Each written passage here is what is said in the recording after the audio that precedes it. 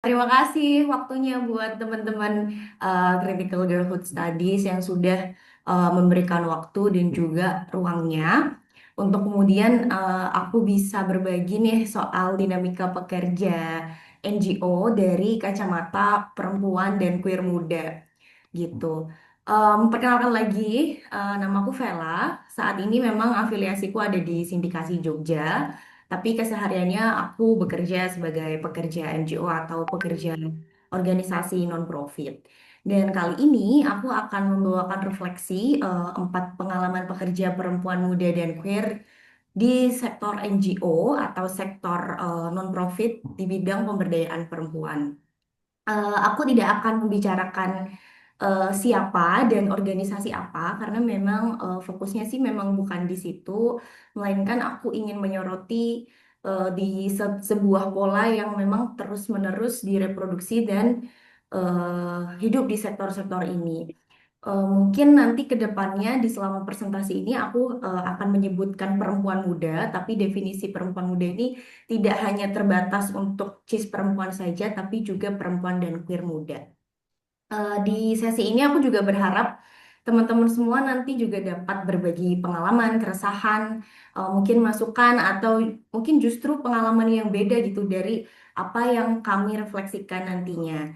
Yang kemudian teman-teman juga bisa nanti mungkin di kolom komentar atau kalau teman-teman kurang nyaman untuk bercerita langsung di forum ini gitu, teman-teman bisa menghubungi aku lewat email di velamasardi@gmail.com. Nah, em, mungkin boleh dibantu next, Kak Tania. Nah, sebelum mulai, aku ingin teman-teman coba untuk membaca kata-kata ini sih, perempuan muda berdaya gitu. Nah, ketika kita melihat tulisan atau kayak mendengar kata perempuan muda berdaya, kira-kira apa sih yang pertama kali terpop up di dalam pikiran kita gitu? Apakah kita pernah terfikirkan dan mempertanyakan dari siapa ya makna dari kata tersebut terbentuk gitu? Apa teman-teman itu memaknai kata tersebut sama seperti misal di kayak kamus KBBI gitu, atau pemaknaan yang muncul dari beberapa buku yang teman-teman baca, atau mungkin di media sosial, di postingan, video kampanye, atau mungkin lebih sering didengar narasi soal pemberdayaan perempuan muda atau perempuan muda berdaya itu di NGO-NGO. Ini ke close ya. Oke, next mungkin Kak. Nah, kenapa sih aku mengajak teman-teman berpikir soal itu? Nah, ini biar agak sedikit teoritis dikit gitu. Kita melihat dari pendapat Foucault dalam buku dengan judul Power Knowledge. Dia mengatakan kalau kekuasaan dan pengetahuan itu tuh saling memproduksi satu sama lain. Jadi pengetahuan menciptakan kebenaran yang melegitimasi kekuasaan. Sementara kekuasaan ini menentukan pengetahuan apa yang dianggap sah atau ilmiah, yang artinya apa yang dianggap sebagai kebenaran atau normal atau ideal itu selalu dibentuk melalui proses relasi kuasa.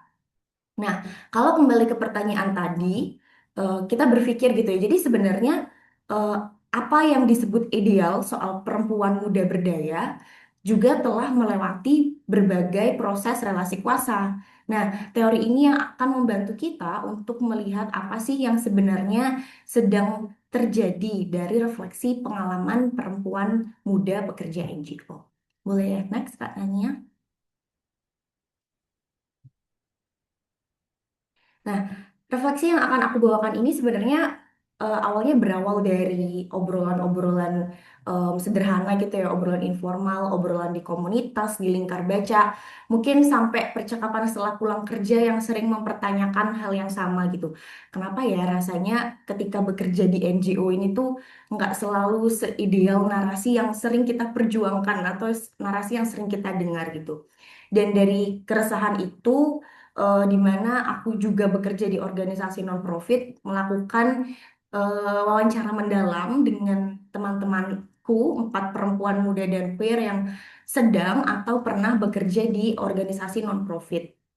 Nah, seluruh proses yang dilakukan di sini tentunya sudah melalui persetujuan dari teman-teman perempuan muda dan queer, dan demi menjaga keamanan, aku tidak akan membagikan identitas maupun nama organisasinya. Nah, dari proses refleksi yang berjalan selama ini, kami mulai melihat nih, ada satu pola yang menarik.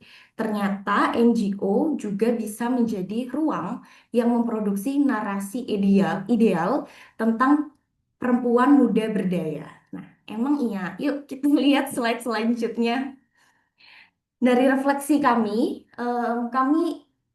mencoba dimulai dengan sebuah pertanyaan gitu. Sebenarnya seperti apa sih sosok perempuan muda berdaya yang dianggap ideal di tempat kerja kami dan teman-temanku itu gitu. Kami merangkai beberapa kata kunci yang muncul gitu adalah dianggap seseorang perempuan berdaya itu ketika ia mampu berbicara dan menyampaikan pendapat, berpikir kritis, memimpin, mengambil keputusan sendiri, serta terlibat dalam proses pengambilan keputusan. Nah, gambaran tentang perempuan muda yang ideal ini tuh nggak muncul gitu aja.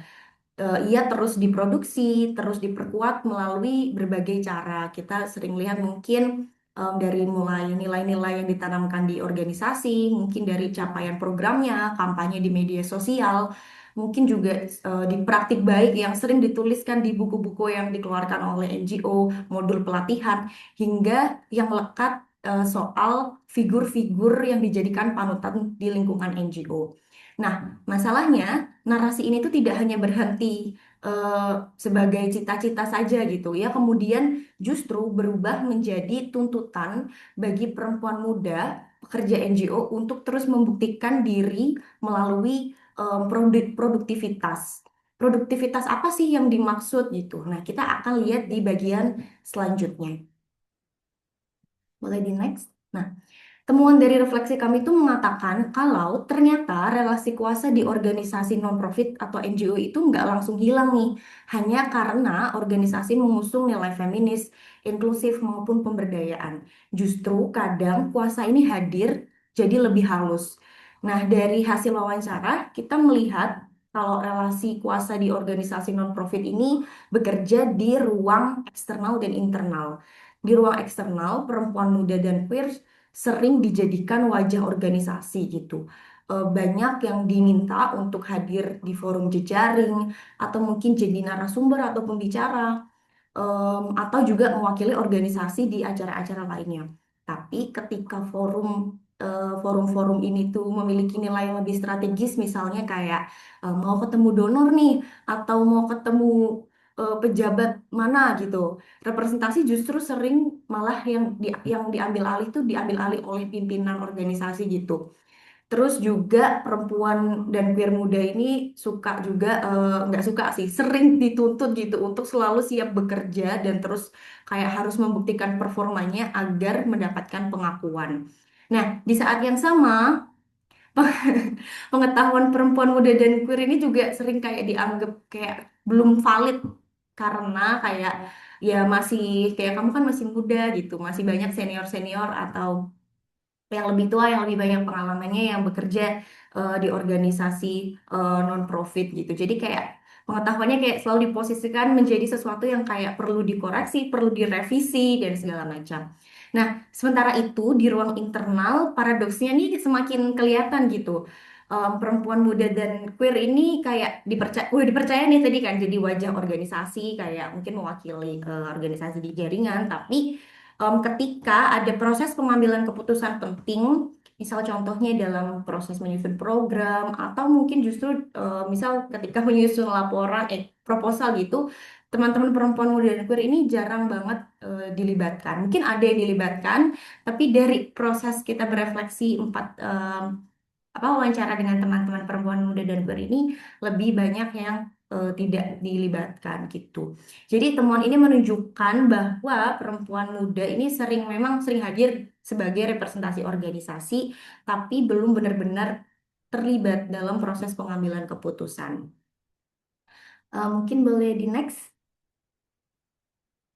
Nah, ketika kayak pengakuan, pengetahuan dan otoritas yang tidak terdistribusi setara gitu, muncul nih relasi kuasa yang timpang dalam organisasi.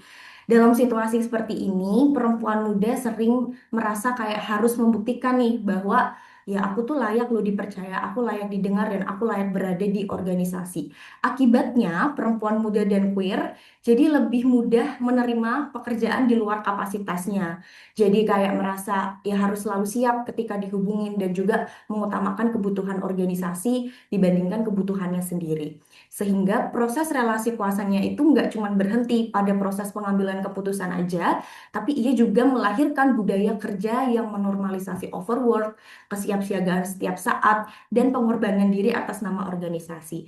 Bahkan ada salah satu cerita soal bagaimana seorang apa ya istilahnya kayak senior di tempat bekerjanya itu mengatakan bahwa ya kerja-kerja kemanusiaan itu 24 jam gitu. Jadi kayak kayak warung Madura ini tutup cuma kiamat aja gitu. Jadi kayak karena tadi ya relasi kuasa ternyata tidak langsung hilang dan teman-teman perempuan itu jadi semacam ingin membuktikan bahwa ya emang aku lagi dengar jadi apa ya normalisasi overwork di tempat kerja itu jadi nyata.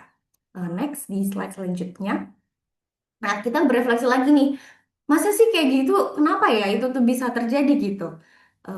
Next.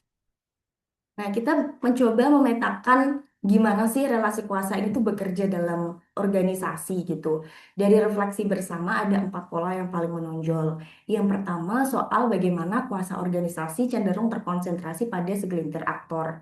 Misal contohnya direktur gitu. Seluruh perempuan muda dan queer, eh, makasih slide-nya kreatif, iya dong. Eh, aduh, jadi lupa kan tadi nggak fokus sampai mana? Oh ya, kuasa organisasi terkonsentrasi pada segelintir aktor. Jadi apa namanya seluruh perempuan muda dan queer dalam wawancaranya itu menyampaikan gitu bercerita bahwa keputusan akhirnya itu tuh hampir selalu berada di tangan eksekutif atau direktur gitu. Diskusi itu emang bisa aja sih dilakuin, tapi pada akhirnya keputusan tetap ditentukan oleh orang yang sama.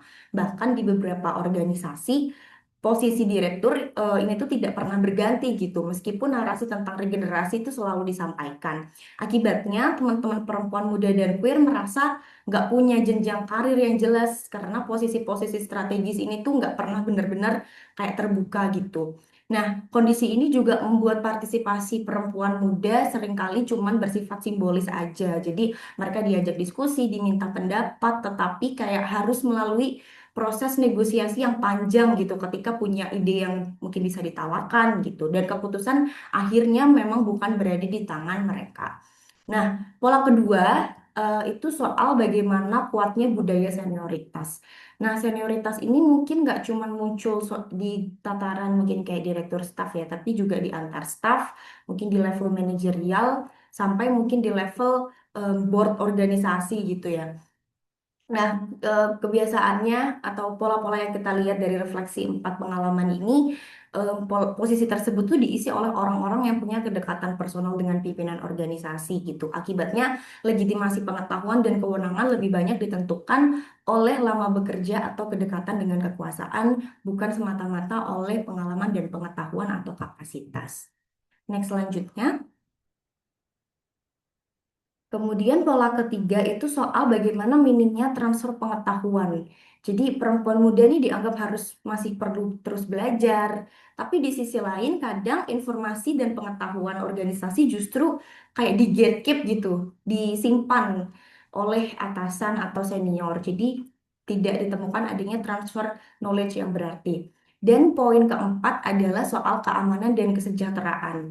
Jadi pekerja perempuan dan peer muda ini tuh kebanyakan merasa takut untuk menyuarakan kritik karena di situasi tertentu kadang dia dianggap terlalu sensitif, tidak profesional, bahkan sampai takut dimarahin atasannya gitu. Dan yang paling parah mungkin sampai takut dipecat dari organisasi. Padahal kan mungkin kalau di NGO harusnya tidak ada proses itu nggak sih? Nggak ada pecat pemecatan gitu, kecuali kalau melanggar kode etik. Nah, di sisi lain perempuan dan queer muda juga harus berhadapan dengan kondisi kesejahteraan yang belum terpenuhi nih. Udahlah masih muda, sandwich generation, berpegang teguh pada idealisme, masuk ke NGO ternyata mengalami penindasan yang lain gitu. Next. Nah, ngomongin soal keamanan, ternyata setelah kita ngobrol, itu tuh kita juga menemukan isu keamanan yang lebih luas nih bagi teman-teman perempuan, khususnya perempuan dan queer muda kerja NGO. Faktanya, kita tuh menemukan bahwa nggak ada mekanisme yang betul-betul aman bagi pekerja NGO muda gitu. Misal contohnya memang kita sering ya mungkin di NGO ada dokumen PSEA atau Protection from Sexual Exploitation, Abuse and Harassment atau perlindungan dari eksploitasi, penyalahgunaan dan pelecehan seksual itu kadang hanya menjadi formalitas kebutuhan donor tanpa ada mekanisme nyata soal penjaminan keamanan pelaporan gitu. Jadi banyak perempuan muda dan queer yang akhirnya nggak yakin nih soal respon organisasi kalau melaporkan sesuatu gitu. Ditambah tadi ya ditemukan kondisi di mana ada kedekatan-kedekatan orang tertentu yang cenderung lebih berbasis kedekatan personal maupun tadi ya kekuasaan yang lebih besar gitu. Akhirnya inilah yang memperparah kondisi teman-teman akhirnya aduh deh mending dikip dulu aja daripada langsung melapor karena nggak yakin responnya akan seperti apa. Next. Nah, jadi makin dilihat gitu ya. Tadi kan aku cerita teman-teman perempuan muda dan queer yang terlibat dalam refleksi ini tuh dari organisasi yang mengusung nilai inklusif, feminis, kemudian pemberdayaan gitu. Akhirnya kita kayak jadi berpikir lagi ternyata jargon soal inklusi ini tuh hanya semacam tempelan yang hanya muncul di proposal atau di presentasi, tapi nggak benar-benar hadir dalam praktik internal di dinamika internal organisasi itu. Kemudian juga kadang keberagaman gender ini hanya jadi bahasa program aja, tapi kadang organisasi itu tidak punya keberpihakan yang jelas gitu. Justru beberapa kita temukan organisasi cenderung hanya mengedepankan keamanan dan citra organisasi. Buktinya banyak juga teman-teman yang masih apa ya merasakan atau mengalami gitu dapat komentar-komentar yang soal bias gender, kemudian seksisme yang dilontarkan sesama staf tapi nggak pernah ditindaklanjutin secara serius oleh organisasi gitu. Misal contohnya ada salah satu pengalaman perempuan muda yang mengatakan dia pernah mendapatkan komentar soal penampilan baju, kemudian bentuk tubuh, gestur atau orientasi seksual yang merendahkan. Kemudian ia juga pernah mendapat stigma juga dari atasannya soal Gen Z yang punya mental yang rusak sehingga nggak capable untuk bekerja. Nah ini kan kondisi-kondisi yang mungkin secara psikis, emosional itu sangat bikin tidak aman ya untuk perempuan muda dan queer. Nah selanjutnya. Nah, kurang lebih itu kenyataan dan pengalaman yang terjadi dari kacamata perempuan dan queer muda. Sehingga kesimpulan dari refleksi kami adalah bahwa narasi dan kondisi ideal soal perempuan muda berdaya ini justru lebih banyak menguntungkan organisasi gitu. Pengakuan publik lebih banyak ke organisasi daripada pekerjanya. Organisasi dapat legitimasi, memperkuat posisi di hadapan donor dengan citra yang memberdayakan perempuan. Tapi bagi perempuan muda di pekerjanya, sebagai pekerjanya itu malah menjadi tuntutan tertentu. Next slide. Nah, ada satu artikel yang sejalan ya sama temuan kami gitu. Menurut Sri Lata Batliwala yang merupakan seorang aktivis feminis peneliti asal India, istilah pemberdayaan atau empowerment saat ini tuh sudah mengalami perubahan makna gitu. Awalnya pemberdayaan bertujuan untuk mengubah relasi kuasa agar kelompok yang tertindas ini punya kendali atas hidup dan keputusan mereka. Namun istilah ini kemudian sering digunakan sebagai jargon oleh beberapa organisasi gitu ya, salah satunya NGO dan lembaga donor. Nah, akibatnya pemberdayaan jadi menjadi sekedar kata-kata yang terdengar menarik nih dalam proposal atau program, tapi nggak selalu membawa perubahan yang nyata. Banyak NGO yang menggunakan istilah ini untuk memenuhi syarat pendanaan, bukan karena benar-benar menerapkan prinsip pemberdayaan. Batriwala juga mengkritik adanya pergeseran relasi kuasa. Alih-alih masyarakat atau subjek yang menentukan arah perubahan, justru para profesional seperti staf NGO atau konsultan itu yang lebih banyak mengambil keputusan. Jadi kekuasaannya berpindah nih dari komunitas kepada pihak perantara. Selain itu, refleksi juga menunjukkan bahwa NGO belum tentu memberdayakan orang-orang yang ada di organisasinya sendiri, seperti pekerja perempuan ataupun anak muda. Fokus NGO cuma sering pada target program yang bisa diukur, sementara ketimpangan relasi kuasa di dalam organisasi seringkali justru nggak tersentuh. Kesimpulannya, eh, Batliwala ini membantu kita ya untuk melihat bahwa yang hilang dari istilah empowerment adalah unsur power atau kekuasaan itu sendiri. Jadi, jika pemberdayaan hanya menjadi slogan tanpa perubahan relasi kuasa, maka tujuan utamanya itu justru tidak tercapai. Next. Nah, sehingga kami melihat gitu ya bahwa kadang berdaya ini tuh justru tidak selalu menjadi tidak menjadi proses yang membebaskan gitu. Sebaliknya kadang berubah menjadi tuntutan performatif yang mengharuskan perempuan muda untuk terus membuktikan kapasitasnya di hadapan organisasi. Next. Nah, kami punya pesan nih untuk NGO atau organisasi non-profit gitu ya. Dari refleksi kami ada 4 poin. Soal yang pertama, reflektivitas gitu atau berkaca. Kami berharap organisasi punya waktu jeda untuk merefleksikan apa yang terjadi di internal organisasi. Nggak melulu memprioritaskan donor atau program. Kedua, soal konsistensi. Kami berharap juga adanya konsistensi terhadap nilai inklusivitas yang diusung. Tidak hanya jadi jargon ataupun tempelan, juga harapan em, bagaimana akhirnya organisasi ini tuh bisa memperlakukan kami sebagai perempuan muda dan queer ini dan juga bisa memberikan ruang yang aman bagi kami. Ketiga, revisi. Kami berharap untuk organisasi menghilangkan budaya patronase, budaya senioritas, yang mana itu tuh kerap nggak merekognisi kemampuan dan pengalaman kami sebagai perempuan muda. Dan terakhir, tadi sudah sempat disinggung juga soal rekognisi. Akui dan hargai secara struktur, budaya, dan finansial pengalaman pekerja perempuan di NGO atau di organisasi non-profit sebagai pengalaman dan pengetahuan yang valid untuk dibicarakan dan dikembangkan bersama. Terakhir, next.